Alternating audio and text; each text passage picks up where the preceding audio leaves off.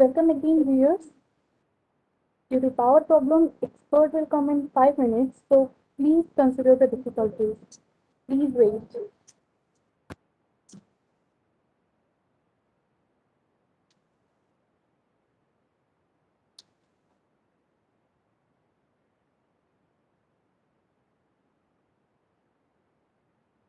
Good morning to you all. So our expert has reached. So Arpita and Subhasri, please start anchoring. Sure, sir. Welcome back, ladies and gentlemen. We are already late, so we will directly move towards our discussion. I'll start from where I left in the last session. It has been a long time that computer architecture and systems are optimized to enable efficient execution of ML algorithms or models. Now it is time to reconsider the relationship between ML and systems and let ML transform the way that computer architecture and systems are designed. To put emphasis on this topic, we have with us one of the best speakers from NIT Rourkela. We CTNs know him very well as he was with us during the previous year FTP at college on the topic Smart Medical Services. I'll just give a brief introduction. He is currently working as an associate professor in Department of CSC at NIT Rourkela. He has also experienced working in Department of Computer Science at IGIT Sarang. He holds both PhD and an MTech degree from NIT Rourkela. So please welcome the man himself, Professor Bibhudatta Sahu sir, to the FTP. It's an honor to witness his presence again among us on this great event. So I'd like to request sir to begin the talk. Please, sir. Thank you, thank you. So I apologize for the delay. Actually, there's a power cut at my residence, so I could not write it. Okay, we'll move to the topic. So I'm sharing my screen and just please confirm. Is it set? Yes, sir. Okay, thank you. Thank you, thank you.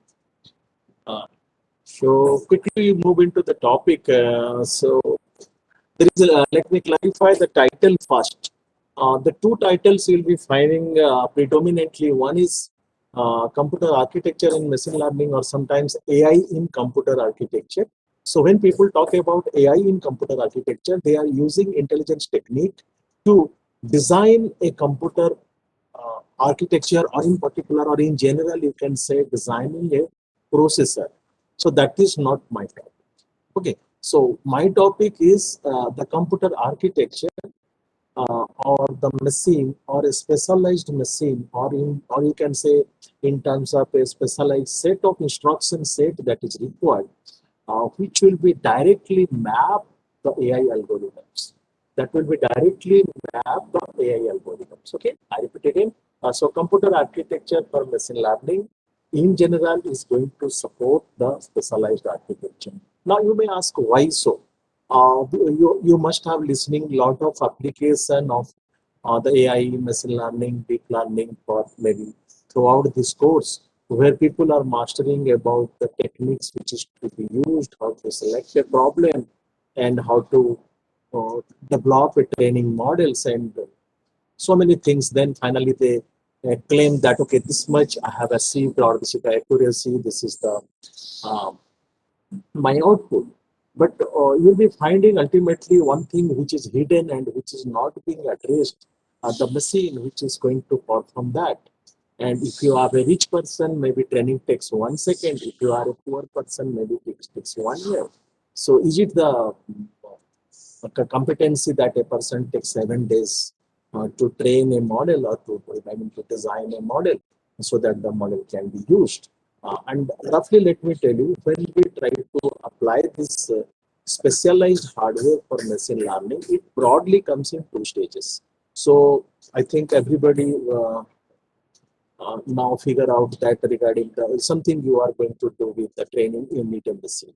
And then after the training is over, you need again a machine which will do something for you, or help you to assist the decision making. Okay, so let me start with a very simple example. I want to multiply 228-bit number, and I am sitting on top of a computer which is 64 bit.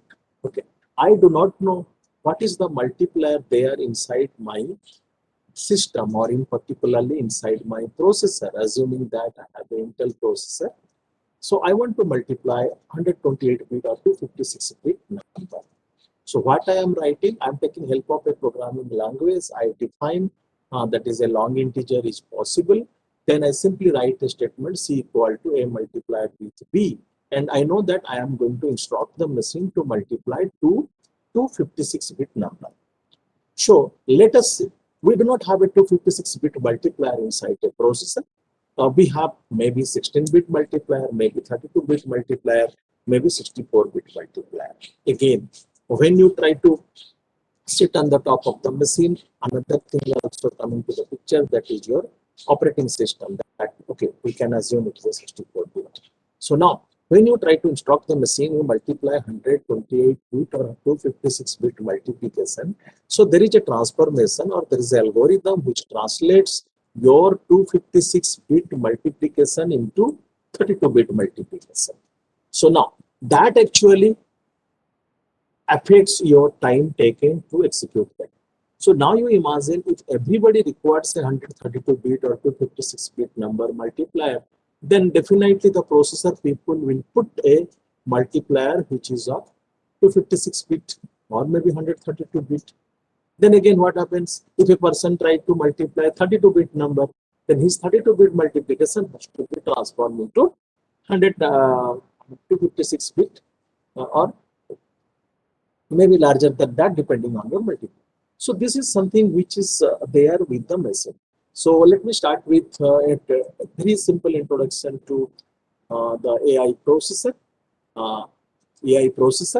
And recently what happened, 2 years back, the Intel acquired Israel company, those who are actually designing the AI processor. Okay, I'll discuss briefly on the AI processor. I'll take from the basic and I'll try to touch the domains which is required so that you can design a dedicated processor. Don't think designing a dedicated processor means it has to be manufactured or a processor has to be designed. Let me tell you a very simple thing. When the Pentium 4 was designed, it is designed by an Indian, and that particular Mr. Vinod Dham, who is a student of in the Indian colleges, and then he will be the designer of the processor.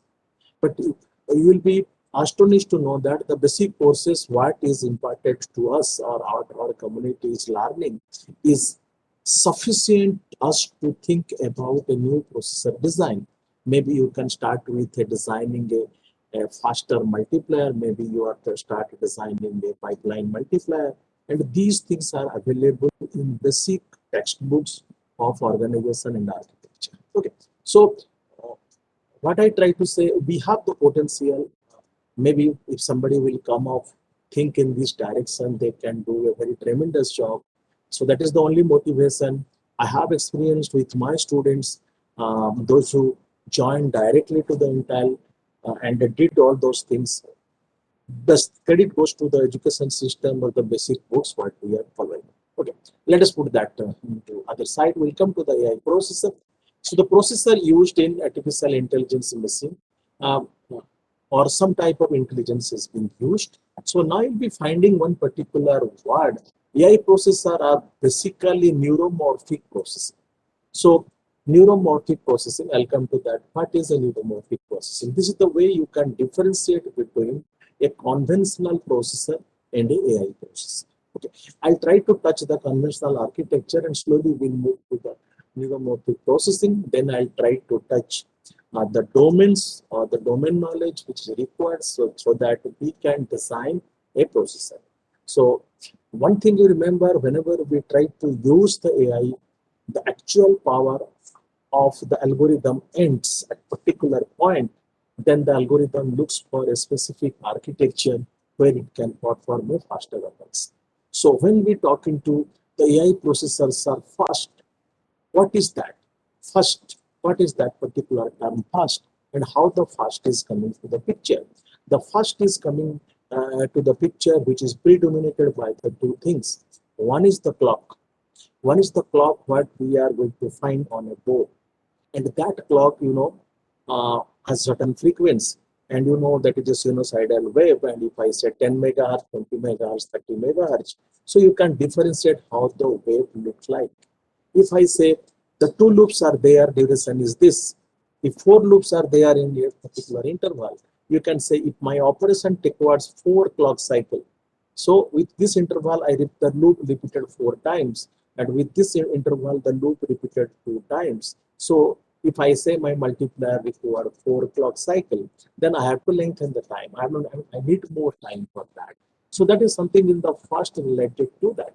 But the most interesting part, the AI processors are able to read the human behavioral condition, then do the computation. What my conventional processor is doing, my conventional processor is acts on the instruction set or the instruction. And let me again clarify, when I mean an instruction, a processor is capable of executing a fixed set of instructions. A fixed set of instructions, and these instructions are built into the processor. Again, I repeat, that is the another way to define a computer architecture. This is the fixed set of instructions that are built into the processor.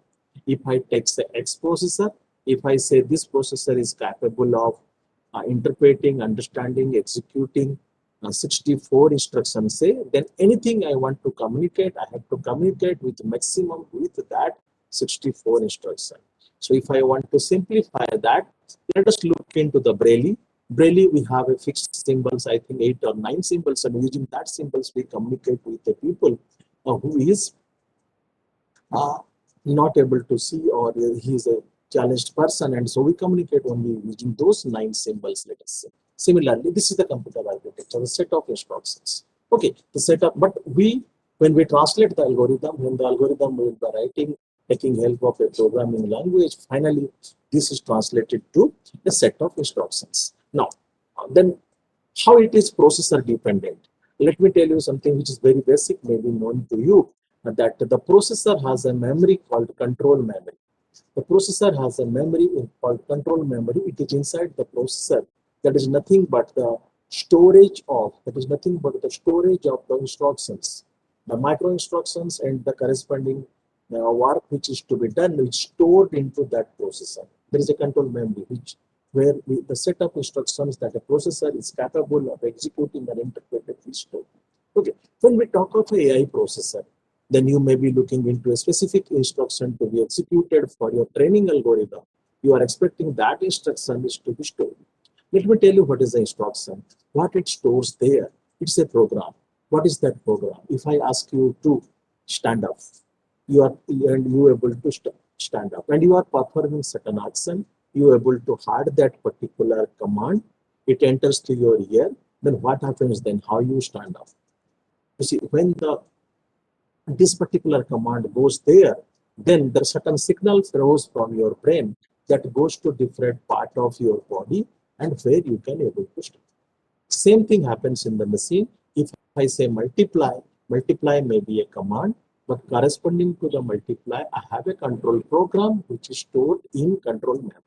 Okay, this is something I discussed, which is a basic microprogramming concept or microprogramming concept, but we read in computer architecture. Okay, now when we look into this technology, the technology stack of artificial intelligence, how we are moving. So the technology stack is divided into 7 layers. In the 7 layers, you'll be finding when we are looking into try to solve a problem, we are talking of the topmost layer, that is the services. I want to design a face recognition system. I want to predict the rainfall of the particular catchment area or a particular part of the country, maybe weather forecasting. There are many applications that you know, and many problems has been discussed. So that is the service what we are entering. And if you look into the stack, as you come down, the bottom layer is the hardware. And in the hardware level, you are finding the 2 things. That is the head node and the accelerator.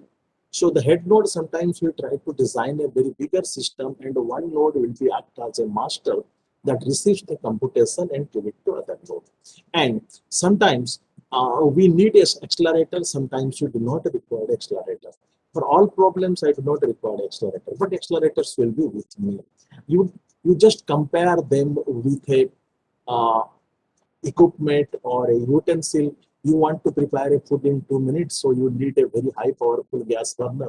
Maybe the pressure cooker is coming to the picture. It's something like that. Okay, you have a time, so you may not use the pressure cooker, you can use the other utensils. So the bottom layer you see sits and everything, this whole stack of artificial intelligence, the backbone is the hardware. The backbone is the hardware. That includes so many components. If time permits, I can also I'll discuss how the edge computing or fog computing and the backend of the cloud architecture matters to deliver the AI solution. Okay, so when we come to the memory, when we come to then the second part is that the training that almost you know. So then you have a platform looking into the architecture, looking into the different type of algorithm, looking into the different type of packages available. We try to interact. The conclusion of this slide is that everything sits on the top of a hardware. Why we are talking of a switches? Maybe the whole computing infrastructure available with a data center and remotely you are accessing that. So your router, switch and everything is coming to the picture. The whole machine is in your lab. The router and switch does not matter to you because you are directly sitting in that machine. Okay, well next we'll move to the some thing which is very common, you know, the duplication of the human thought process by the machine. So learning from the experience, can it be translated? Interpreting the ambiguity, that's something which is relevant to my problem or not relevant to my problem. A rapid response to the varying situation so that the learning will be too fast so that I can reciprocate to that. The applying the reasoning to the problem, applying reasoning to the problem. So this requires the reasoning modeling and others. And manipulating the environment by applying the knowledge. That is, you can configure, you can reconfigure yourself. What I mean to say, suppose there are 8 computing units and suddenly your code is designed to run on a single processor and you are finding they are independent, you can scale to 4. If 2 is bad, the code will be again modified to run on the 2 cores. Yes, that is possible. How we reconfigure the things or if under the reconfigure. Okay, so now the challenge is that building.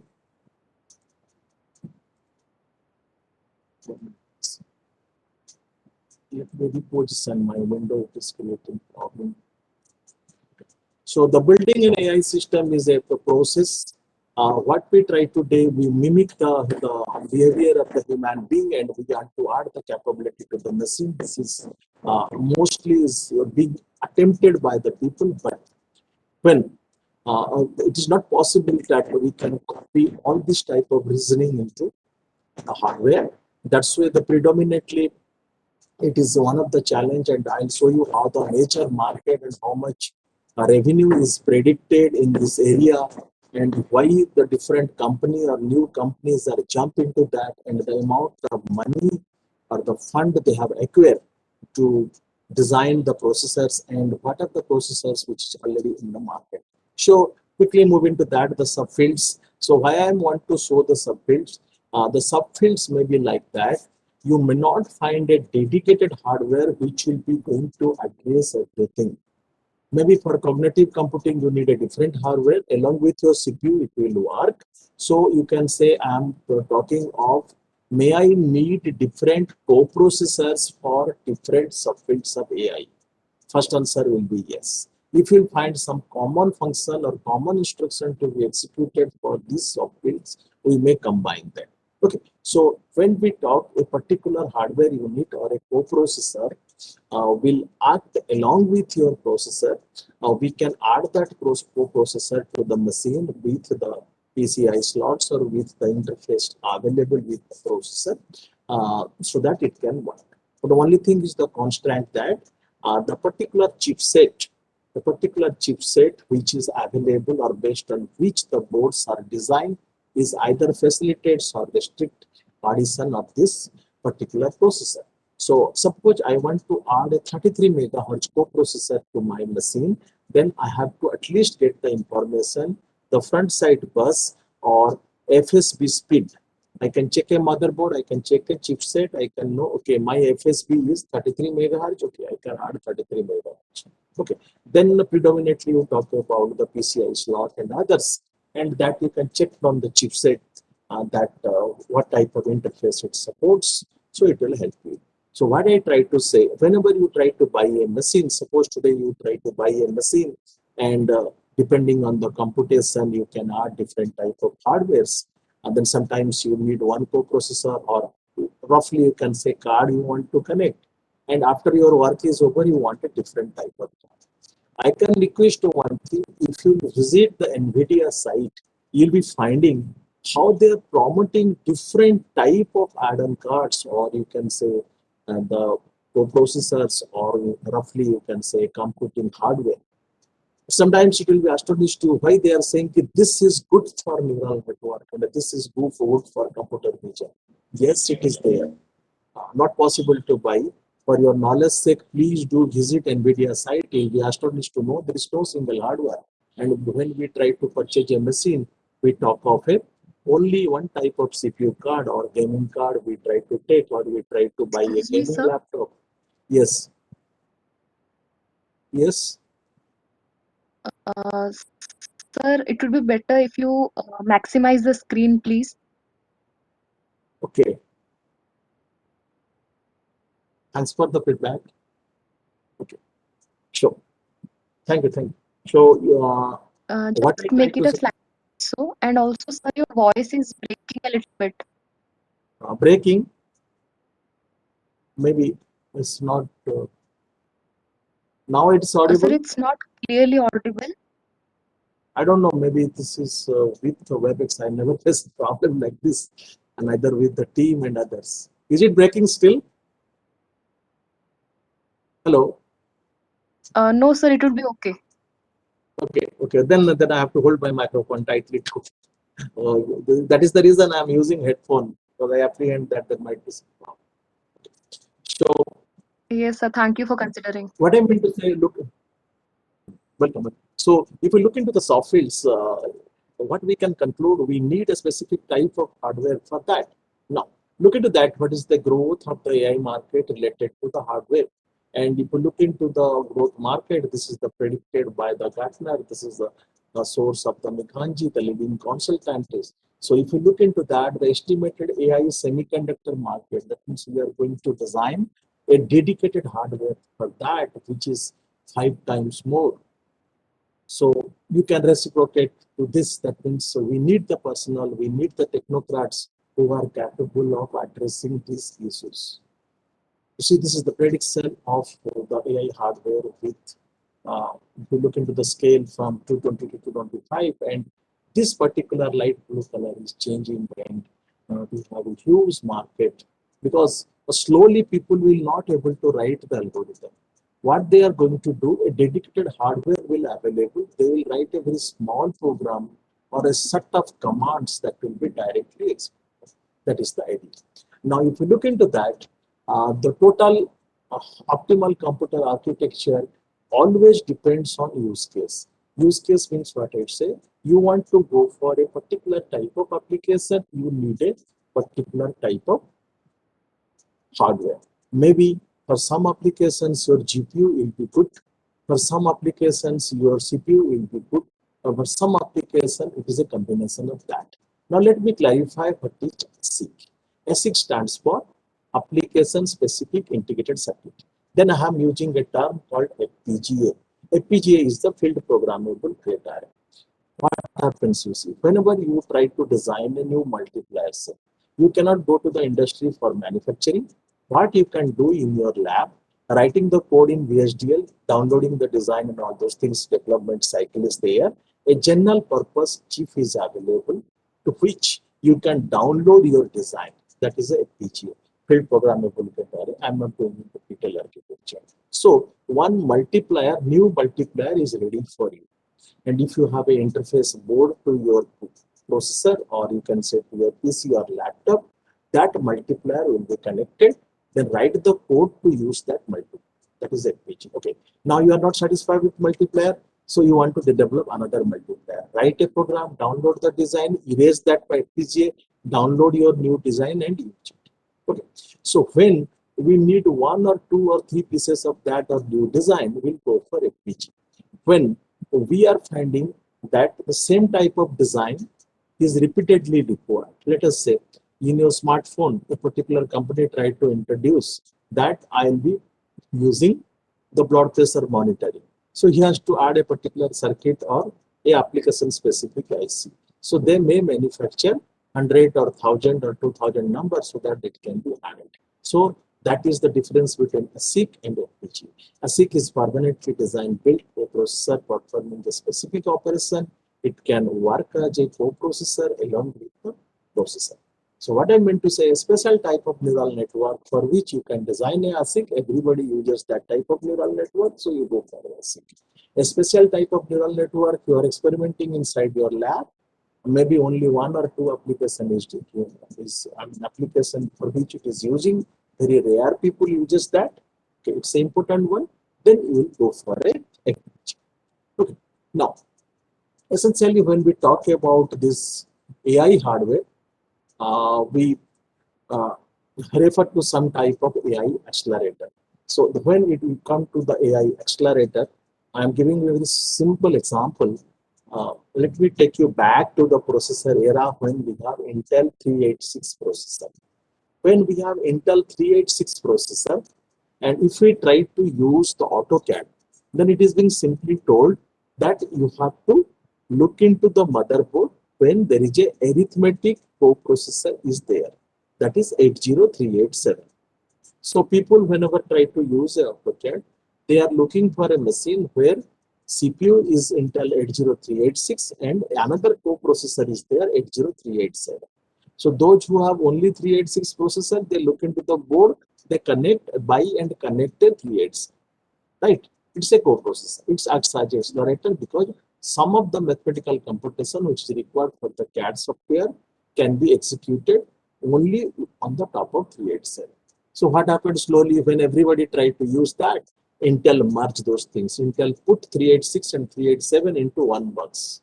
That is your 486. Similarly, when things are now entering into the market and people start using that, so there are two challenges. Intel tried to add those capabilities. That's why they buy the Israel company who was specialized in AI processor. Maybe after a few years, you'll be finding a normal Intel processor is coming with AI capability, and maybe it is capable of executing some of the machine instruction which is to be used by AI or a machine learning applications. Okay, so basic idea is for faster processing. So we need a dedicated hardware for that. So, and why the costs are reducing? Because semiconductor industry is progressing too fast and we have materials of very nano size. So it allows us to put lot of component into the single chip. So that's why it's feasible. So, and there are many feasible things has been done so far. Like a common example is your DSP processor. Common example of your Arduino is available. So this is because of the revolution in the AI industry. Directly, we have a dedicated architecture. The firmware also built into that. The machine can start to interpret only a specific type of instruction. I'll not look into that. But when we try to discuss about what is the AI processor, let me quickly overview the basic architecture, that is a von Neumann architecture, and how these things are different. In a von Neumann architecture, in von Neumann architecture, the one thing is important is that the program and data must reside in the main memory. Why I saw in case of this AI computation, the size of the main memory is also important. Huge amount of data will be generated in between the computation. So when I am storing in the main memory, I need a technology which is faster accessing. One interesting thing you'll be finding, when we were a student, we were only studying about SDRAM. Okay, we have no dynamic memory concept, and the static RAM is very much costly in comparison to dynamic RAM. To popularize the technology, the dynamic RAM was marketed, and now we are again going back into the static RAM. To design a dedicated AI-based processing unit, we are advocating in favor of the static RAM. So huge amount of data. So you require a faster fetch from the main memory. Faster fetch from the main memory. And what in a short I want to say, von Neumann architecture has a bottleneck. if you are not going to fetch the amount of data you require with the interval of time, CPU will remain idle. Okay. I just clarify you the role of the clock. Again, I am clarifying it. You see, clock is as a significant unit. Why the clock is being shown? The capability of your processing unit depends on the clock, right? Everything, the most important component is the clock, because the clock, your process is very much powerful entity, but processor always sleeps. And this clock actually interrupts in a constant interval of time. Processor, you see, some computation is waiting for you. If I am using a slow clock, my processor will wake up in 5 minutes interval. If I am using a faster clock, my processor will wake up maybe 1 second interval. So the task which is waiting in front of the processor can be addressed with 1 second window. Okay, so this is just some basic of von Neumann architecture. So we are critical about the execution, we are critical about the instruction execution, but the instruction execution takes place inside the CPU. Here we talk of a single core. So the limitation of, and I cannot execute more number of instructions parallelly. So to overcome that idea, we come to, sometimes we define a von Neumann bottleneck. So what von Neumann bottleneck, as I've explained, there is a concern with the data transfer from the main memory as well as the data transfer from the secondary memory, which is very, very important in case of artificial intelligence or machine learning computation. Sometimes we have a very powerful processor, but we have a very slow I/O. Let me tell you one thing. If you are running or executing on a machine which is having your secondary storage device like your hard disk, just replace your hard disk with solid state memory, okay, or SSD. You'll be finding the speed will increase, because the time which is required to fetch the data, because my main memory has a limited capacity and I have to write that. And when you are running an algorithm, please look into that. Does your algorithm require CPU or is not required CPU? That your software package can say. So I think it is more clearly mentioned when you look into the MATLAB course. I can tell you that where you need more CPU. So you require a more CPU, but you are adding GPU to that for improvement. And what should be the ratio between only the main memory? You talk of a very high-speed processor. You talk of a processor with 16 cores. Does your computation require 16 cores, or it requires only 9? What I meant to say, the bottleneck is the I/O or the amount of data you want to fetch, or your matrix size is large enough. It resides in the main memory. Fetching is required. Okay. So then, to challenge the von Neumann architecture, these are very old concepts. We have the Harvard architecture. So what it tried to do, you see, it is using multiple paths. One path to ALU, one path to data memory, one path to I/O, one path to instruction memory. So we can do many things parallelly so that data will be available at a better rate to the processor for computation. So technically, when we look into the processor design, I have to address the Flyn's classification, where single instruction, single data, single instruction, multiple data, multiple instruction, single data. So out of which, single instruction, multiple data is the pipeline architecture which is predominantly required for AI processor for some computation.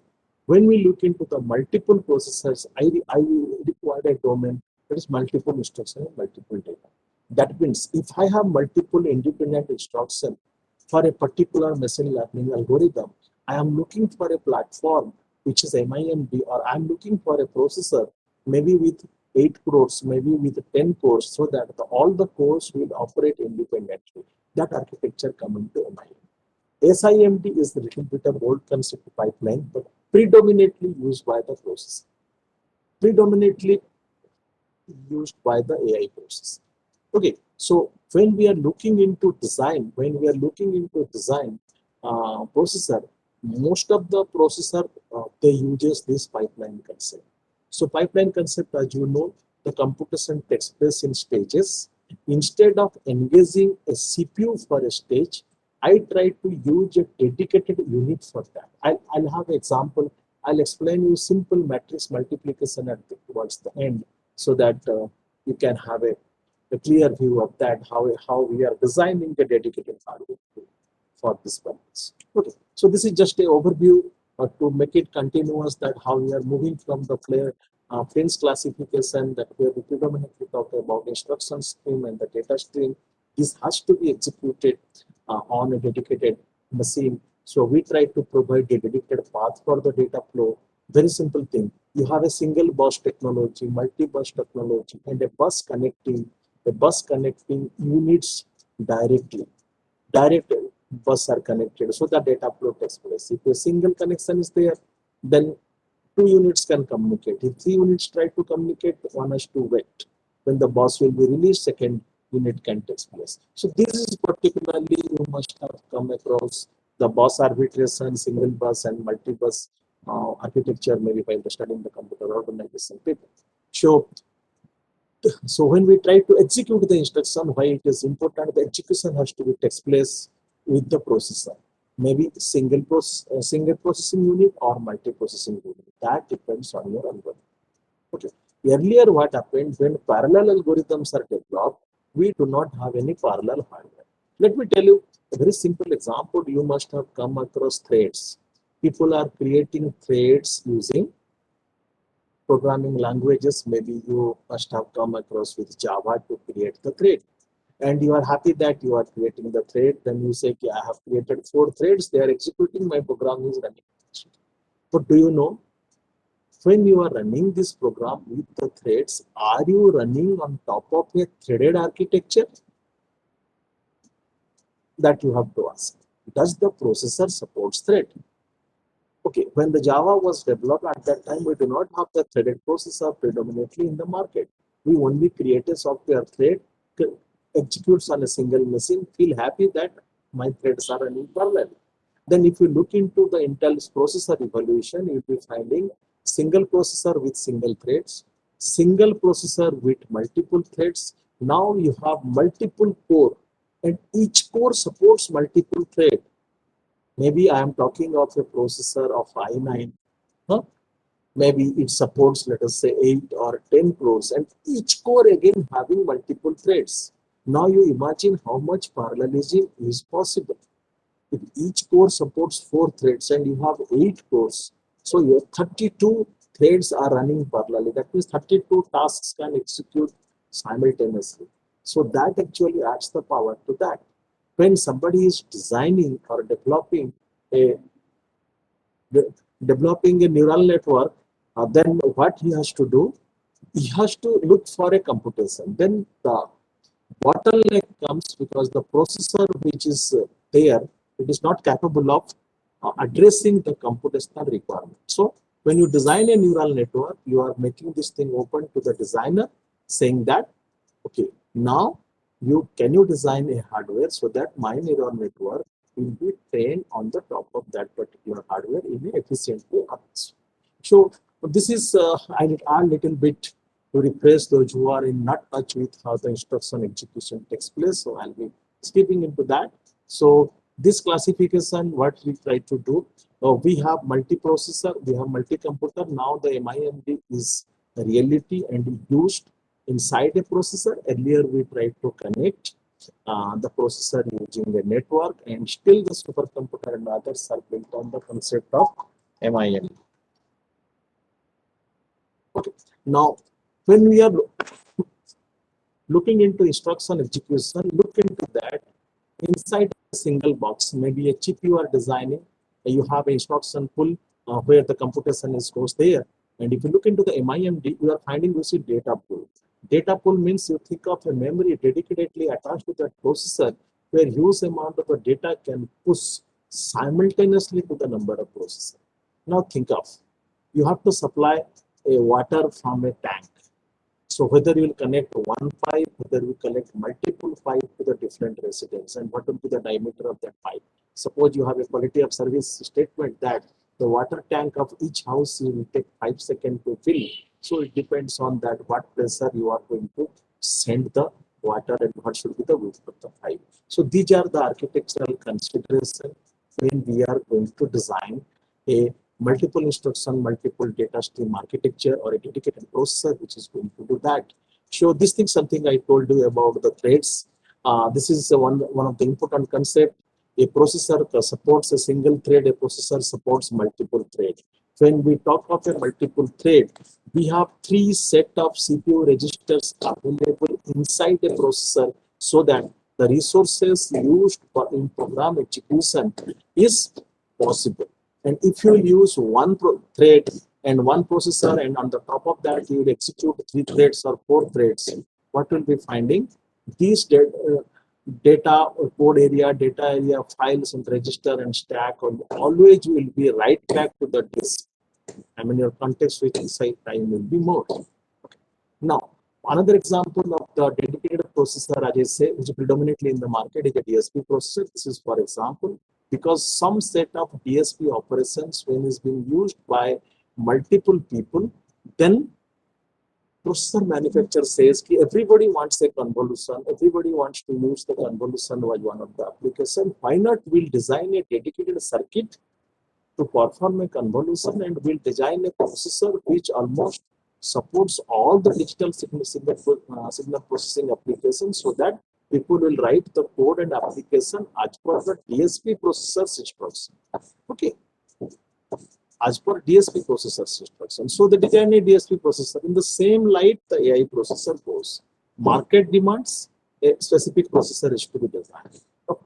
So this is, if you roughly look into the DSP architecture, if you are curious that what are the different, how it differs from the dedicated processor architecture, sometimes you'll be always finding one thing. In addition to the control memory or new instructions, you will be finding the different computational unit. Suppose there will be more multipliers required. Suppose the data amount is huge, then we are separating or dedicating the different bus as a address bus and data bus. When you have a different buses are there, you can perform the communication parallelly, data flow as well as the address. And similarly, if you have a more IO or any data goes to outside, you can have more than one IO processor, or maybe in particular an internal transfer between the data from the main memory to the processor. We need a DMA, or from the main memory it has to be written to the disk.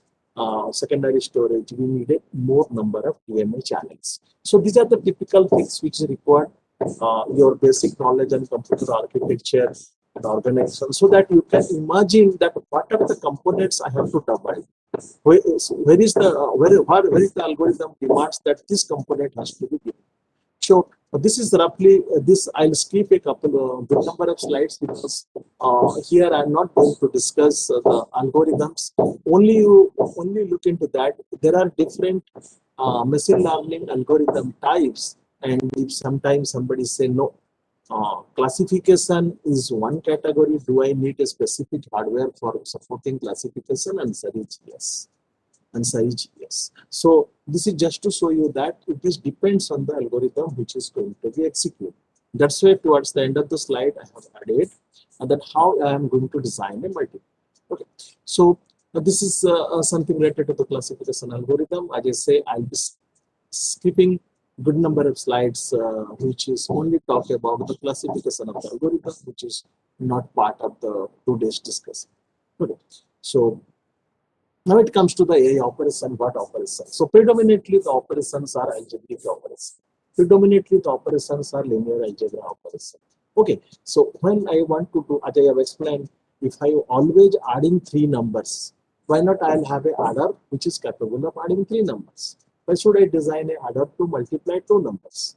Because if I am designing dedicatedly adder to add 3 numbers, it will take less time. So that is the basic idea when we look into the operation. If I know what are the exact AI operation I am going to perform and what will be the ideal size in terms of the word length, then I can design the dedicated unit for that. Then comes the parallelism. If I am finding there are 20 numbers to be added, I can add. Suppose I have an adder which is capable of adding 4 numbers, or a person is capable of adding 4 numbers. So simultaneously they can add 4 numbers, and their partial sum can be used. So if you are going to add 1 numbers for 1 cycle, to add 20 numbers in, you require that much of time, which is maybe 19 units or 20 units, you can say, for reporting. And if you are saying a single person is adding 4 numbers, so a partial sum 1, partial sum 2, partial sum 3, partial sum 4, or partial sum 5 will be ready, assuming that 4 number will be added by a person. So 5 partial sums are there. In the second clock cycle, 4 partials will be added. In third clock cycle, only 2 partial sums will be added to give it the computation. So it takes 3 clock cycle. Again, I repeat, that's why I told clock, 3 clock cycle. Okay, so the parallelism of the GPU allows for massive acceleration of the most of the basic linear algebra operation. So what we conclude when we look into the GPU design, as a designer, somebody look into a linear algebra operation for which the dedicated hardware has to be designed. So in not only the dedicated hardware, it has to design the computation unit, maybe a large matrix multiplier, maybe enough memory to hold the data, maybe the memory which required the pre-processing, maybe the size of the data which is to be fetched with a less number of clock cycle. Maybe you have a dedicated bus for that. Maybe you have a dedicated buffer size to fetch so that the data will reach with the CPU. CPU always designed for very powerful computation, but this IO and others are creating actually hindrance to get. Now, when people are looking into more specific things, companies are competing with each other. Then another new particular unit which is appearing in the market, that is composable. So that is a tensor processing unit. I'll discuss with that. So tensor processing unit, you see, this is which is going to perform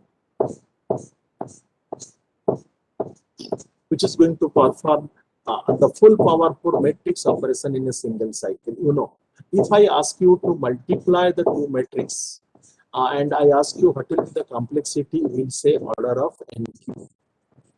Okay, order of NQ, n cross n matrix. Now, if I'll ask, can it be possible with order of n? Can it be possible with order of n times? Matrix multiplication takes order of NQ. Can it be possible order of n times? Let me give you a simple example. If you look into an architecture book by Huang and Bix, and if you read little bit of carefully, you will be finding this matrix multiplication time, how it is getting reduced with a specific hardware. That's the information I'm providing, which acts as a basic for us to design the dedicated unit. Matrix multiplication takes order of NQ. Can it be in n log n? If I'll ask you write down an algorithm, can it be n log n? You may write where it will be executed. So that's why this is the best example to discuss that how a matrix multiplication will be takes place. Now see, this matrix multiplication is going to take place in a single cycle. I again repeat, single cycle. I have a clock frequency. It is a sinusoidal signal, so it's a 1 clock cycle. So multiple GPU interacts or multiple processing units. I am not opening up why it says that the processing unit interacts, and how they interact. They are interconnected with the interconnection network so that they can compute. Okay, so depending on the accuracy, depending on the larger floating point computation, and that's where the architecture varies. If you look into other branch of engineering, sometimes they work very precision up to 4 significant digits, 6 significant digits, 10 significant digits, and sometimes they run their computation on a processor. They say, no, I'm not satisfied because I'm looking at the accuracy up to 10 significant digits. That's why floating point handle capability of the processor also matters. Floating point handle capability also matters. Okay, so these are the few things is to be considered, which is predominant in the AI processor. So that are to be addressed by the architectures or the people who design a specific set of hardware and the proposed specific set of hardware, and those things will be available as an instruction set to the programmer or to the other people. So we are coming to what is exactly a AI hardware. As I have to explain, it is an AI accelerator, or sometimes it's a coprocessor, sometimes it's a dedicated component which can work along with processor. So there is a class of AI accelerator depending on the application. So you cannot say ki, this is the one type of accelerator I'll be using. One type of accelerator we are using. So that sometimes we are using a special type of, for a different type of neural network, we are using special type of computer vision. I could not include those examples, but I request you to visit the NVIDIA site at least to collect few examples where you will be able to get how they are proposing as a black box. They are proposing different things. So now, if you come to the AI design, so many core and the focuses on the low precision arithmetic. Low precision means up to 10 significant digit, up to 20 significant digit. We need a dedicated multiplier or adder for that. Otherwise, what happens? There is a truncation error or round of error type of things are there, which leads to the accuracy of the result. Now, the second term, which is I have highlighted, data flow architecture. Actually, in architecture, we have two things. One is control flow, second is data flow. Okay, I can refer you because I am going to add those name of those books to the last part of my slide. What is a data flow architecture? In a conventional machine, it works on a control flow. That means whenever instruction will say fire or execute, it will execute. But the data flow architecture, multiplier is ready. Multiplier does not require instruction to multiply. Whenever two number will arrive, it will start multiplying. Okay. Whenever two numbers is arriving, it will start multiplying. So data flow architecture is one of the predominated. Believe me, when we were studying the architectures at that time, in a very old book, data flow concept is discussed. We learn theory only. Now we are finding it is reality. So the other word is in-memory computing. It's a very interesting thing. You are capturing you are using your mobile phone, you are capturing some pictures. Okay. When you are capturing some pictures, your target is to do certain type of decision making or analysis of those pictures. But those pictures are idle in your mobile phone or in some memory. Now people have designed the memory where instead of keeping those pictures are idle, some pre-computation will take place. And so that it will be helpful. That type of things are also dominating for various IoT applications. So IoT devices are capturing data. We are going to use the machine learning and others for that. While capturing the data, while sending the data through the edge device or maybe a router, router does some computation. Very simple thing. You have to cook some food. You buy some potato from the market. You are coming in a car and you are sitting idle. So why not you will remove the skin of those potatoes by the time you reach in your house? It is something like that. So now the memories are not the only memories. Memory are added with miniature or few computational component so that they can do some computation which is required by my application. Not uniform for everything, but some component is there. Why the larger components are added? If larger components are added, memory size will be big. Why we are going to add few more adder and multipliers? Because the miniaturization, it is possible that we can add it. Maybe you can take a very simple thing. Always you have to communicate certain data. You are capturing picture, you have to always do some operation. So I need a data compression. So what I did, I add certain data compression hardware to my memory. Whenever I capture the picture, it automatically compressed. Earlier, the data compression there is the other. Okay. So the AI hardware refer to some type of accelerator, the class of microprocessor or microchip designed for the faster processing. Faster processing is the only goal. Especially machine learning, neural network, and computer vision are predominated. Maybe in the next generation, somebody can find out a kernel which will be used by neural network, computer vision, and machine learning, and that kernel will be directly pushed to a processor. Maybe we do not require a dedicated processor, or Intel will put all those operations into their conventional CPU. So these processes are usually designed in many core because parallelization will be possible. And the most important is the data flow architecture. Data flow architecture, again, I repeat, data flow architecture, the circuits of the computation automatically active on arrival of the data. And conventional computers are control flow computer because that is acts based on the fetch and execution cycle. Instruction is fetch, data are fetch, then instruction getting executed. So this parallelization things has been going to design a general purpose GPU unit. People try to design, sometimes they fail. General purpose GPU is not going to deliver. So they go for a dedicated type of GPU as the NVIDIA has done for few computers. Okay.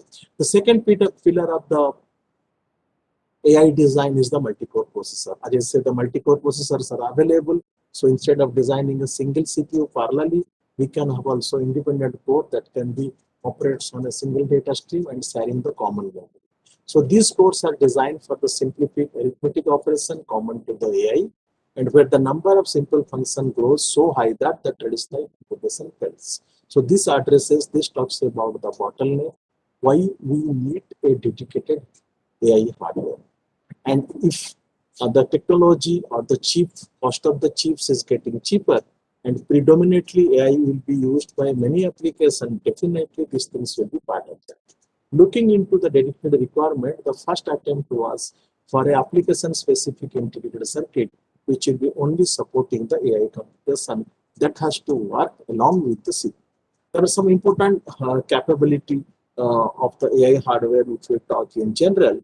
That is, it will be predominantly designed to support a sophisticated training model. And when we'll come to that, the back end of the computation will be supported by a centrally powerful data center. Then those computing hardwares has to be there in the data center over the internet you are using. Okay. So just to take, because I'm going to take you to the virtualization methods how it is being used. Then when you look into the decision making, there is a faster insight that is useful for business and others. They are going to appreciate based on the quality of discussion, based on how fast you are able to deliver. And it is something like that. I can give you one example. You are getting past 10 days data and you have to launch or you have to produce certain products in the next production cycle. So you need actual feedback from the system that how you are going to manufacture, how many units you'll manufacture, whether you should stop the production of that unit or not. Otherwise, if delayed, your business will be in the loss. If it will be predicted that the four-wheeler market is reducing, then you'll stop production today. And if somebody predicts that after 2 months that there will be less sale in the four-wheeler, so you stop the production, so it will be delayed, your inventory will be piled up. So definitely your holding cost and others will be more. So that is why it's a predominantly used by the business people, because they try to maximize the profit. Now, the new material, because when we try to design the processor, the first computation, or sometimes people try to use optical interconnect to increase the speed, because this is also a very old concept. When people try to design a faster multiplier, algorithms are designed, best algorithm is already available, so no development is possible by the people. So they look into the processor. When the processor, they explore all possibility, then they comes, okay, faster multiplier is possible if we use optical connection between the different components. This I read 15 years before in IEEE. So the same thing is that we try to replace the copper with fiber to do that. So new architecture, there are also type of architecture is possible. That is just now told about your neuromorphic chip. Neuromorphic chip is the current trend, and the neuromorphic chip is going to replace your von Neumann bottleneck. So what somebody has to learn predominantly. That's why I start from the von Neumann. Von Neumann architecture, Prince classification, von Neumann bottleneck. And von Neumann, some of the bottleneck is overcome by Hubbard's architecture. So these are the basic things one has to brush up when we look into specialized silicon chip, which is AI design. So here we have a neuromorphic architecture. One thing I clarify from the beginning, when we are talking of this thing, we are not talking of how to apply AI technology to design processor. There are two topics are there. This is we are talking of an architecture which is required to support the AI processing. Okay, so in von Neumann architecture, you saw the bottlenecks is coming because of the data bus, but here the computation are something different, and these two layers, synaptic connections. So for these, we need a dedicated hardware. I just roughly look into that. You see, digital here you can explain with a typical combinational logic. But here we are looking for searching for the particular weight function which will be appropriate for us because we do not know the functional relationship between input and output. I repeat it. Maybe other speaker might have told you. When I'm taking a computation, look into the diagram B. I do not know the functional relationship between input and output. Here I know the functional relationship between the input and output. Okay. When the functional relationships are not known, we try to find out the weight. When we are transforming this concept to a machine, it looks something like this. When we try to transfer this concept to a machine, it looks like this. Okay. So the neuron and synapses are the predominating component which comes from the requirement that we do not have any functional relationship between input and output. Okay. So there's something that stops. I have added the neuromorphic computing or neuromorphic engineering, which is predominantly contributed by the physicists, biologists, computer science engineers, electronics engineer. Maybe all are combined, try to put their thought into design a computational unit. And if you look into that, without going into details into that, you see there are certain units where we can put our thought. Look into that. When you are using the switch cap circuits, there is a switching circuit which is change the states with the control inputs and something. If you read about interconnect, you can relate into that. Okay. So now this that means if you want to go for a pipeline design, then roughly you remember only one name, that is we need a neuro array or to support the pipeline, or we call it as a neuro array chip. This is the analogy or comparison between a human brain and digital computer and neuromorphic computing.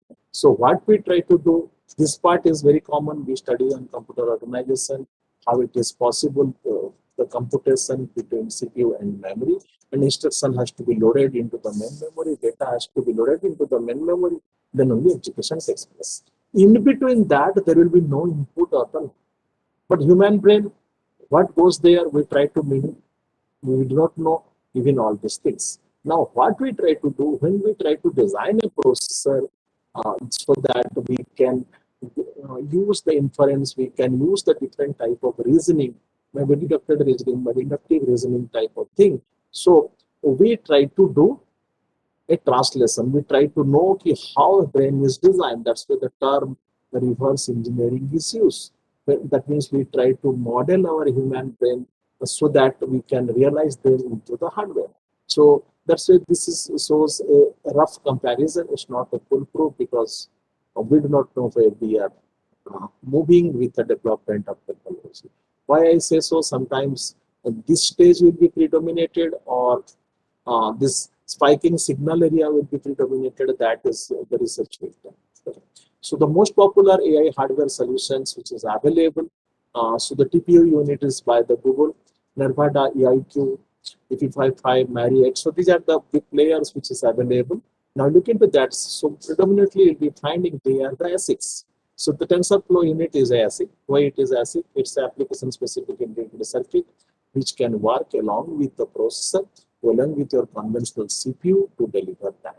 So now you have choices: CPU, GPU, CPU, TPU, like that. So these facilities are available by the Google through the Google Colab from their data center. So they are being designed to work on the back end so that they can serve from the data center. And you are looking for a machine, you go for the no, I want a TPU on my workstation. May not be possible. So these are the few players where we have the dedicated processor, choice how it comes. And you remember one thing, this all big players, maybe why you look into that, IBM, Amazon, Google, Microsoft, all these people are heading parallelly for these dedicated platforms in the hardware. There's a huge competition between them. All of them are having this. And I know why have got this different architecture, totally different from the other people. I had a chance with Interacton with I got a GPU board from them. Their processor architecture is completely different. Though we say predominantly, Origin is a Chinese company, something will not look into that political part. but really it has a tremendous power and it is a different architecture. And these companies, like if you look in other companies like Dell and HP, so they try to look into all these hardwares because they try to add those power to their workstation. Okay, so one has to look into these companies that you say Microsoft, Intel, Amazon, Huawei. If you need a really more computing power to do that in terms of the GPU. Okay.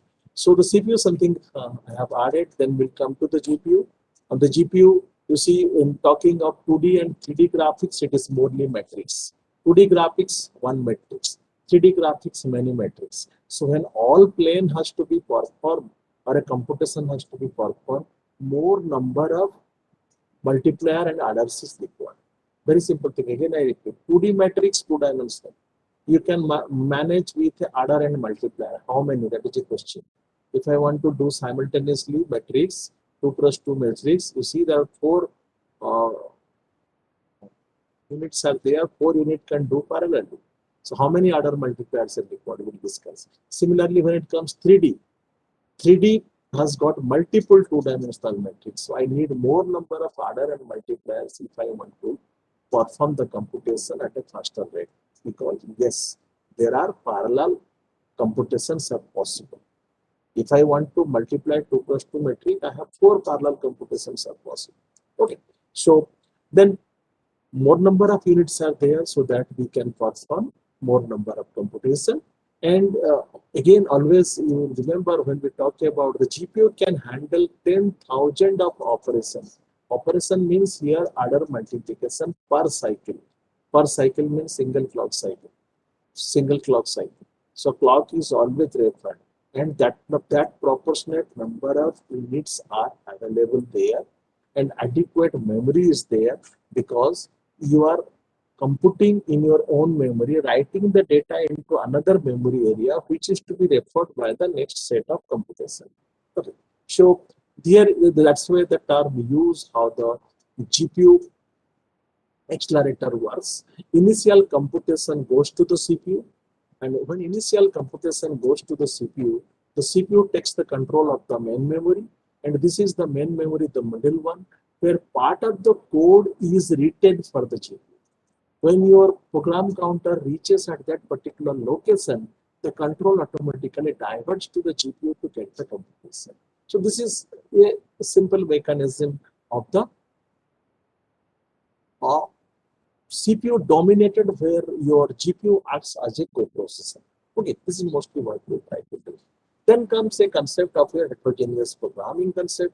When heterogeneous programming concept is that we are producing 2 different type of machine code, and 2 different type of machine code, because as I say, the instructions has to be interpreted by your CPU. It must be as per the light of your architecture, right? Your architecture, because that is the instruction where CPU can understand. But here what happens, the CPU is not able to understand that instruction given in the green color, but it only knows these instructions are for another person. So that type of instruction goes there. So why it happens in the common memory? Because the data of the computation result has to come back to the memory, where that has to be used by the rest of the stages by CPU, and the program which is written is like that. Just let me very simplify this thing. You are using a function sin x. You are using a function sin x. You do not bother about the sin x functions algorithm. In our days, we write down the function to compute the sin x using Fourier series. Okay. Now you are using a header file and taking the help of the sin x. When that particular sin x function is encountered by the program, there are 2 type of things takes place. In some of the Intel compiler, I'm talking of Intel compiler. Intel is also software company. Please remember, Intel compilers are more powerful compiler than any other compiler. Okay. And Intel compiler comes with different features. That's why they are powerful, because they are very closely mapped to their own processor. Intel compiler comes with math kernel, thread checker, performance tuner, and compiler, 4 components. Math kernel, thread checker, performance tuner, and compiler. Let it be C, let it be C++, let it be any other language. So they designed a routine which is the best sin x computation takes place, and they store it in the object level, which is linked during linking process. But what happens in a conventional C programming, when you are writing the header file math.h and you are going to use Synapse, it tried to copy the code which is written at the math.h and appended to your code, which say a pre-processing before your C program is getting compiled, and it is compiled. That means it is only reduces your burden for writing the codes. It only pastes that particular code which is a Synapse routing, but again it goes through a compilation process. But what happens in case of Intel? They compiled, they store at a machine level instruction that is the best routine for their processor. Similarly, here those instructions identified and given to the GPU. Now you think of why then Intel will not think that, okay, I'll have all instructions, I'll not give to this is GPU, this GPU be also from my company, or I am going to put everything into my CPU, and so that all instruction will be executed there, right?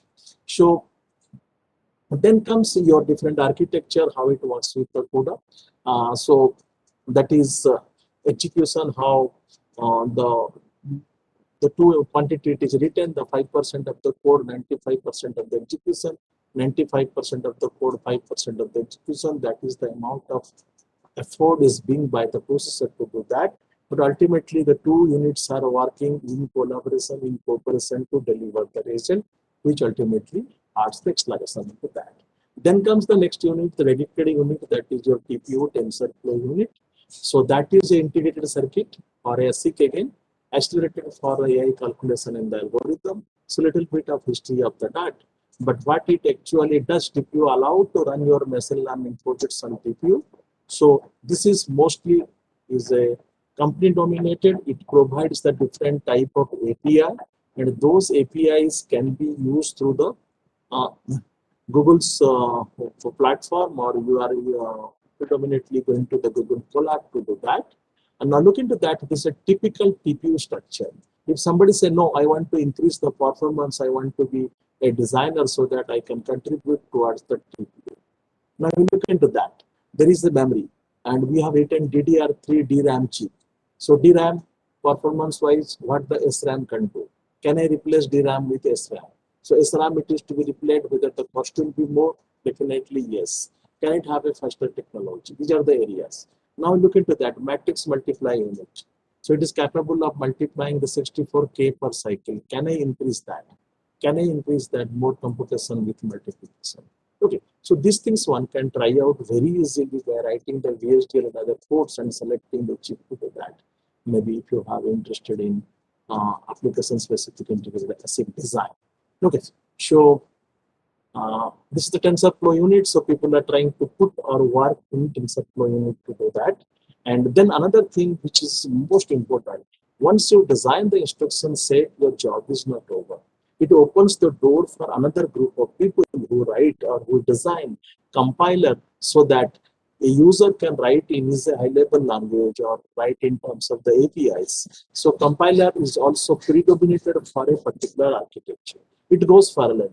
Architecture is designed, compiler is designed. That's why I told Intel has its own compiler, but Intel has made it open to the third party like Borland and others to design the compiler. It goes like that.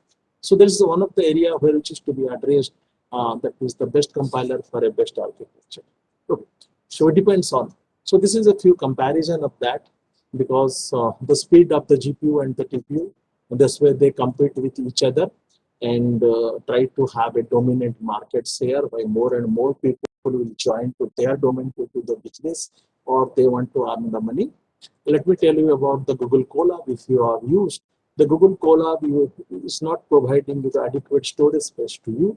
That means once you got acquainted and appreciate their platform in terms of the TPU, definitely will buy the storage from Google data center to do that. The next constant is coming because the Google data centers are not in India. So sometimes some computation which is, secret, not secret exactly, which has got restriction because of government and other guidelines. You cannot do that. You cannot put your data there. Okay. So this is one type of model, not the concrete one, that which part is to be done in the CPU, which part is done to the GPU or TPU. This is a a model which is predominantly followed by us. So maybe those things will be going to replaced with designing a single unit. Both the things will be text place. Both the things will be text place. So this is mostly used. So that's why I've written this is the NAV data processing and training approach which predominantly used recently, which is to be addressed. You see, there is a bottleneck. There is a bottleneck, and the performance is getting affected because of this architecture concern. Now, this is the area for which the solution is designed, so that if you look into this diagram, when the CPU is pre-processing, GPU is idle. When GPU is training, CPU is idle. CPU again goes to the pre-processing stage, leaving the GPU or TPU is idle, right? Something you can compare why we need threads, and we argue that there is a context switching time is more. Similarly, how to utilize these idle cycles. Idle cycle I cannot reduce without designing a specific hardware. This is one of the open problem, not exactly the first time I am telling this thing. So this is people are working towards this, how to reduce this time. Okay, so that actually leads to the development of the efficient GPU or CPU or TPU architecture which is required. Okay. Now we'll move to these things I'm not going to discuss, but only things I'll say. In a typical things, we need to develop a model. And once people say we develop a model, sometimes some model also requires a specific hardware to run. And sometimes the developing the model also requires a specific hardware to run. Okay. So sometimes people says after the development of the model, I can use it on the CPU. But we cannot give guarantee that the model which you have developed is going to best run on the CPU. Mostly people what I have seen, they say, sir, I need GPU for training, and after that my thing is over, I can run it on my laptop. But it is for a small data set, it happens. For a large data set, it might be difficult. Okay, so now you look into that's one of the NVIDIA's architecture, what you try to do. Just like a multi-core concept is repeated. Instead of one CPU, there are multiple CPU are there, and each CPU or each core is going to address. Along with the one core, there are multiple GPU cores are working. It is something like that, acquiring more people, acquiring more resource to do a specific computation depending on your workload. But where is the difficulty? Suppose you have some project to perform.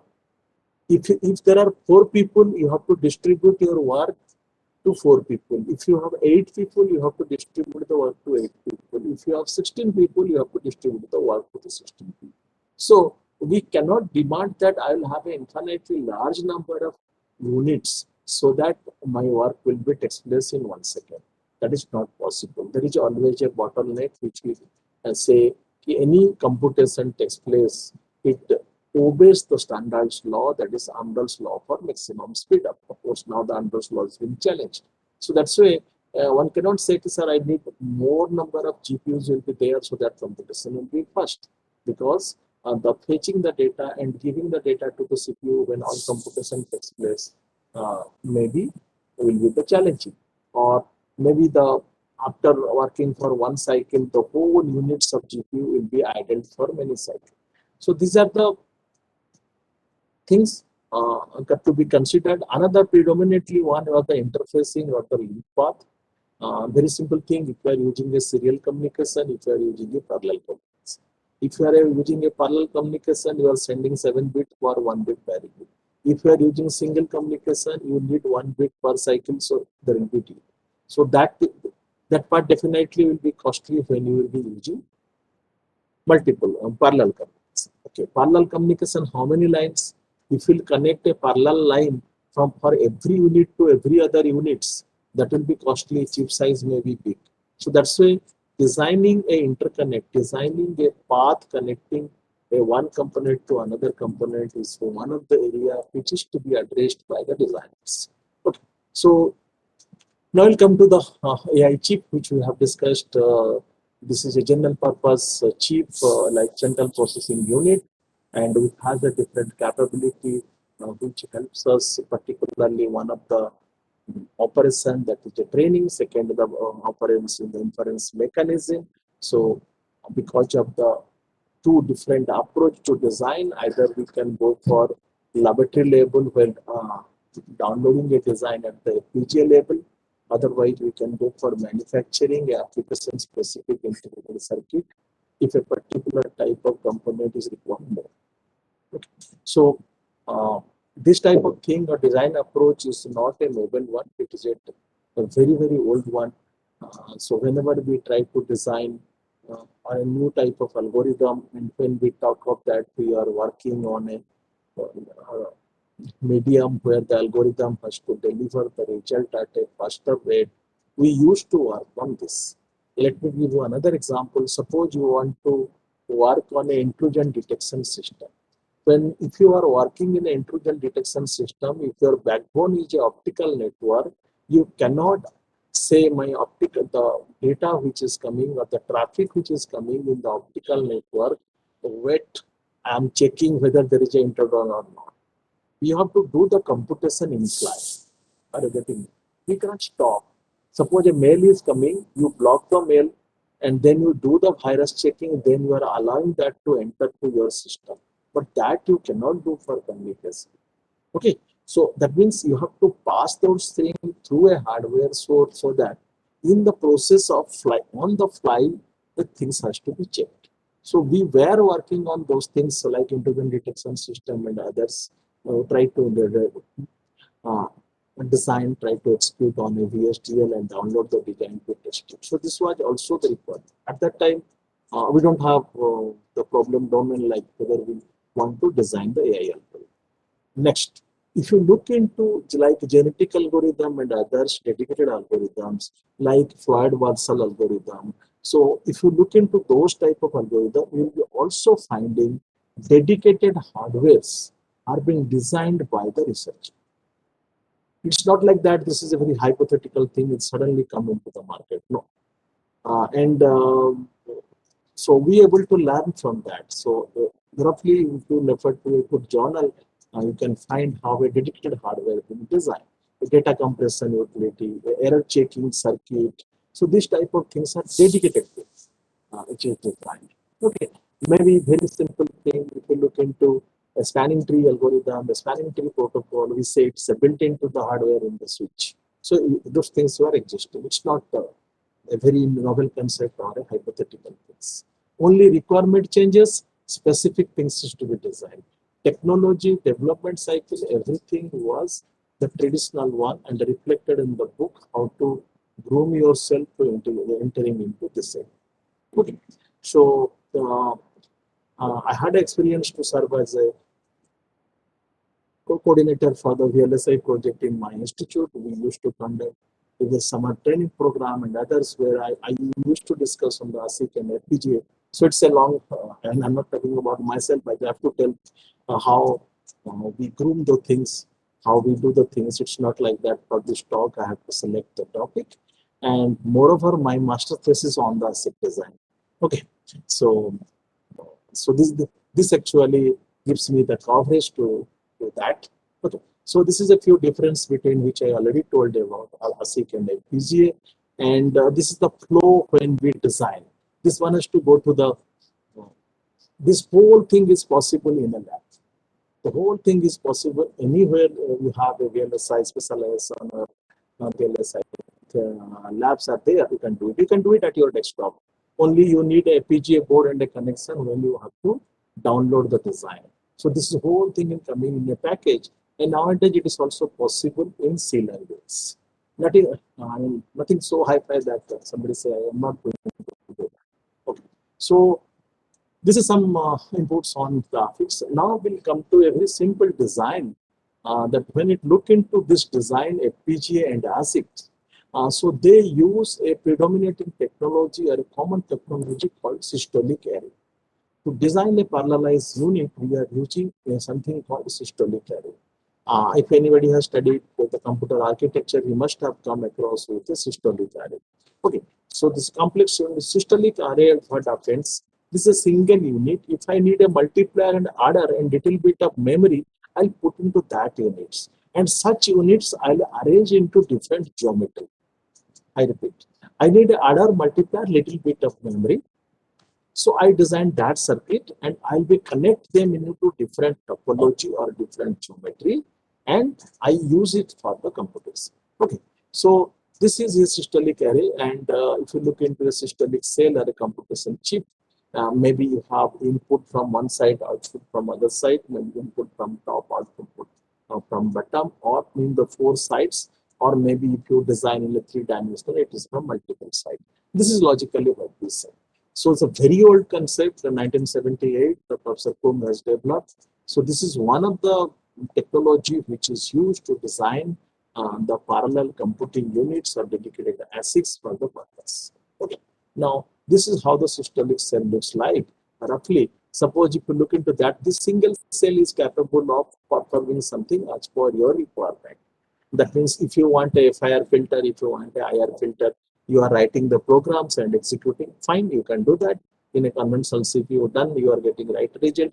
Now, if you want to design a hardware, the same thing I told. I want to multiply the matrix, you are writing the C code, using the multiplier to do that, but I want a dedicated hardware to multiply the matrix. So these are the different geometry or interconnect through which it is connected. So this is in a pipeline fashion. This is in actually 4 directions are there, but the direction can be anything. Maybe 4 direction, maybe 6 direction, maybe 8 direction, it's like that. Depending on your requirement, how it will be connected. Now, we are entering into a systolic cell. Let the systolic cell which we are discussing has the input. There are 2 input. X is coming from the top and Y is coming from your left hand side. This is the output and this is another output which I am not showing. So what this single cell try to does, initially memory content is W. Initial memory content is W. I input X and Y. I have a computational unit inside this particular cell which multiplies X to the memory content W, then add the input Y. So I need a multiplier, I need a adder, I need a memory, now output will be Z. Okay, so let us say this is the computation which takes place in a cell. Okay, similarly, to realize a multiplier, we can go for taking the help of such cell and we can arrange them into different geometry to do the multiplication. Now look into that. The first clock cycle A1 comes and Y1 comes in first clock cycle. So I have to control in first clock cycle A1 and Y1 will come. So this A1 and Y1 will be, let us say for my requirement, this is the Y1 plus A1 into C is the output. So what happens in second clock cycle? After first clock cycle, this is the output. After second clock cycle is another thing. After first clock cycle, this A1 computed and A1 also passed to this direction. A1 is also output. So after second clock cycle, this Y2 and A2 will be there. This becomes Y2, this becomes A2, C, and this A2 will be out on this side, but there is no input from this side, right? So you can say this type of cells we can design as per our requirement.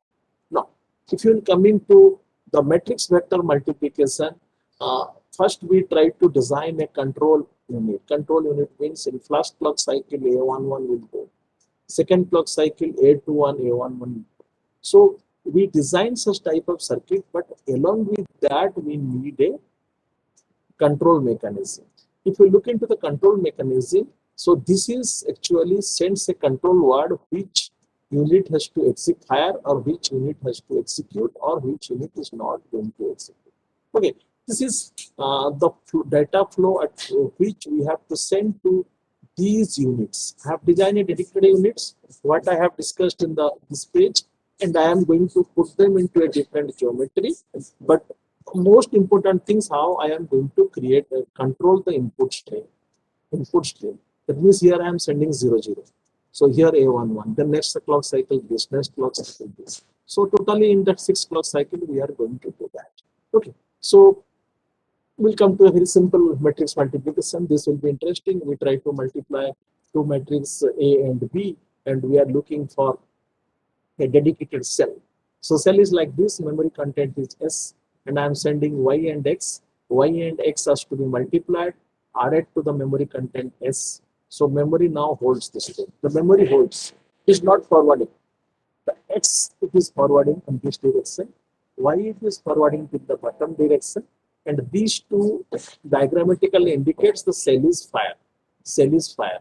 Now, with help of this thing, we are going to design a 4-cell systolic multiplier. Now, look into the input. In the first clock cycle, B11 is coming, A11 is coming. Why I say data flow? Why I say data flow? You see, in the data flow, because at this time, this second cell is getting a null entry. Data is not there, it will not be fire. First clock cycle, this will be fire. This cell will not be fire because null data is there. That means once the data will arrive, it will fire. Once the data will arrive, it will fire. So now data is arriving at the first cell, B11, A11. So A1 will be fire. First cell will be fire. You see, first cell will be fire. Once the first cell will be fire, this cell is sending to the output. So this cell got the two input now, B11 and A11 are coming. So next clock cycle, this will fire. This also gets the input from the top, that is B11, A21 is already there, this will fire, but this cell will not fire. This cell will obviously again will fire because B21 and A12 is already there. So once they find the data in front of them, they will fire. Now you see, the first cell will not fire because here is the null input in the next clock cycle. Okay, but this cell will fire because B22 is there, and the next I think A12 has come, so this will fire. This will fire.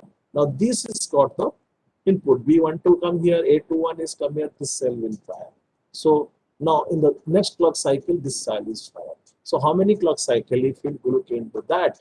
So one, you need one time unit, second time unit, third time unit, and fourth time unit. So with 4 clock cycle, your multiplication is ready. So what it have been, it will implement using a for loop, and you are writing that is n is equal to 2. So you are writing n square into 2. So depending on that, if you go for the larger one, you'll be finding a dedicated circuit is going to give you the better result. So this is one of the idea how a dedicated component, our systolic array. And sometimes here we talk about the homogeneous, this all array are homogeneous, and depending on the requirement, these array can be heterogeneous. Okay, that means this may be performing some different type of computation, and we call them as a web front array processor. So this processor we called systolic array processor, and to call them in a different web front array processor, and we connected them into different topology. Look into this cell. Here I am talking of 3 inputs are coming. It is depending on a specific type of computation, so it takes place. So this is one more example. If you look into a FIR filter or IR filter, maybe some idea which I discussed about the DSP processor. DSP processor, people try to put this type of circuit into the picture because they need different type of signal processing operator, basic functions for which hardware is available. This is some basic of the design. Maybe this is systematic implementation of a FIR filter. Once again, I repeat, when I say systolic, all the cells are homogeneous. All the cells are homogeneous. If it is heterogeneous, we call that processor as the web front. And it operates under a common clock. It operates under a common clock, and with every clock, under the control of the clock, the cells fire. So we have a start time, we have a that means we are controlling the circuit with the common. Okay. So data flow system, I have explained you this is basic computation based on the data flow. It is not required the control instruction to be executed. The cell itself operates and the circuit itself operates when the data is available. Data is available. But in a control flow, the instruction has to be executed, or typically your microprogramming concept. Okay, so the new capability of the hardware is mostly designed to add more computational power and cost efficiency, definitely, because the cost of the silicon and the silicon industry growth actually reduces that. And the next most important fact, the hardware designs are required to support the cloud and edge computing because the dedicated hardware has to be available with the data center or with the edge device. Just I'm roughly telling you why edge device, because nowadays many application what we predominantly called intelligent IoT application. Okay, one of my groups works on that intelligent IoT application where a dedicated hardware is required with the edge device so that some pre-computation is possible, sometimes complete computation is possible, so that we can deliver the result to the user without or very less latency. Okay, so where those processors will be there, these processors are the part of the gateway. You are connecting a gateway, you are connecting a router, and one dedicated processor is there that can deliver the result, because your switches and others, your intelligent switches are with the processor and the OS, and nowadays they are supporting virtualization. Okay, so faster inside, definitely you will have a greater user satisfaction with the. So how the design is moving fast, because people are proposing new architecture, people are replacing the von Neumann bottleneck with the neurons. That is the main key of the whole discussion. There is a revolutionizing of the architectural concept with the development of the new materials and the miniaturization of the circuits. We can add more number of components to a single area, which makes it feasible. So commercial available AI processing units are on the graph cores or another intelligent IPU units are in there. Web computing, the web data processing units are there. But still, there is enough scope that all these companies to try to grab the market with AI processors. So that's why I add something about the opportunity in AI market, that is in terms of the hardware. So this is a tag, and just take a second to do that. Okay, sorry, there was some patches there. So if you look into the left hand side, the compute memory storage network. So the last, if you look into that networking, why we need that? We try to put these hardwares into a centralized place which can be accessible over the internet, because that is the on-demand concept to support. So the technology, processor technology also affected by this on-demand concept or cloud concept, which was not there when we learn about ASIC and the other design. Okay, so these are the opportunity why it is an attractive field that one should concentrate. Now, this is the something which I told about the market, how these dedicated processors are moving to the data center of the edge computing. And if you look into the revenues, if you look into the revenue in terms of that, so there are two functions is outlined. One is your inference, second is in the training. And the demand which is including, and you see the training, if you look into the edge market, training is reducing, of course it is there and it's increasing. And the back end, if you see, the training part is also increasing. So these things are, if you are finding earlier, we try to do it out with our in-house capability. So this is from McAngy's analysis that how we are moving towards those dedicated infra or dedicated infrastructure that will support the basic AI algorithm execution. And if you look into the technology in terms of ASIC, CPU, FPGA, GPU, we do not know. Maybe a CPU will come with capability, then CPU will dominate. And if you look into the inference and training, I try to show what happens in the backend in the data center or the edge. I will be finding the ASIC is dominating. The 70% of the things is ASIC is dominating in the edge architecture for the training. When we are moving again, the ASIC is dominating. So here, dominance also of ASIC starts. Maybe we have a dedicated GPU. So what in the nutshell we can say the ASIC will be more predominating in nature, providing a dedicated hardware installation or hardware platform to support the AI computation. Okay, this is some stuffs we have added, and further to make it complete, that is the difference. So the most funded, and this is one of the very interesting stuff. When people start with a new idea, they are looking for the funding from the various financial institutions.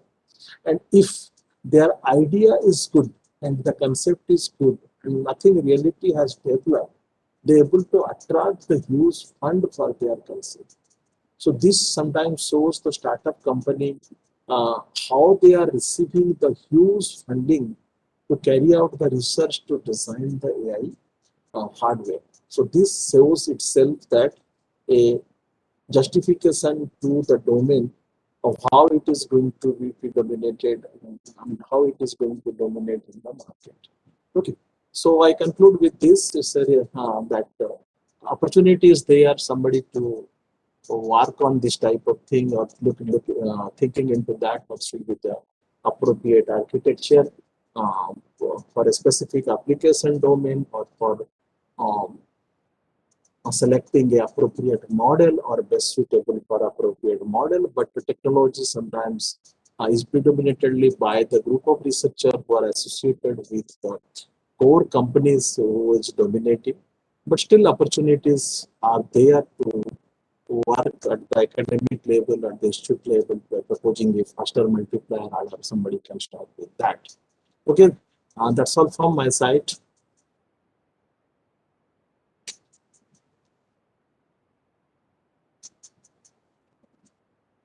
Sir, if Yes, ma'am. anyone have any queries, then please drop in the chat box so that sir can clarify your doubts. Sure.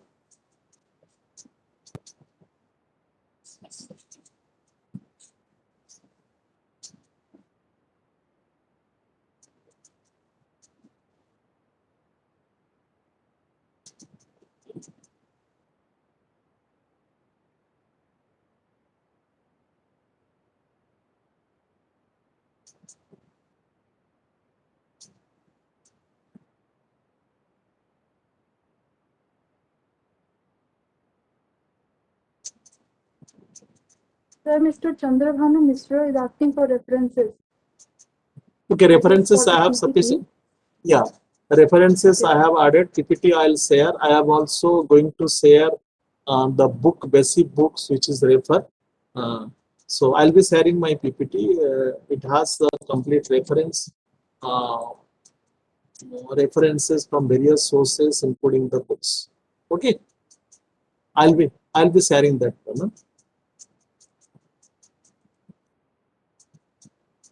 Yes, madam.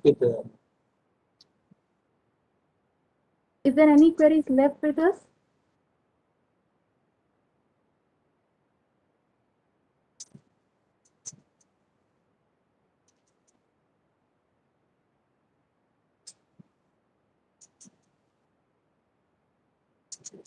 Okay, thank you so much, sir, for the valuable information you Welcome, gave. welcome, madam. The presentation really so informative. The knowledge we got is the most valuable addition to our learning. We really appreciate your time and effort, sir. Thank you so much again. Thank you, thank you.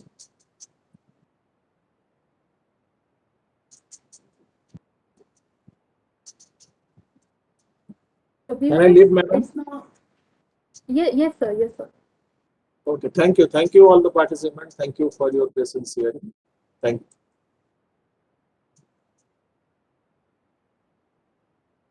Viewers, now it's the time for lunch break. Everyone, please fill the attendance form correctly. We are just one talk away from concluding this faculty development program. We'll have the feedback session afterwards, followed by the closing ceremony. I request all of you to join before 2:30 so that you won't miss the last talk for this activity. Thank you, everyone. You can leave after finishing the feedback form. Attendance form. Please fill the attendance form correctly so that you won't be registered absent.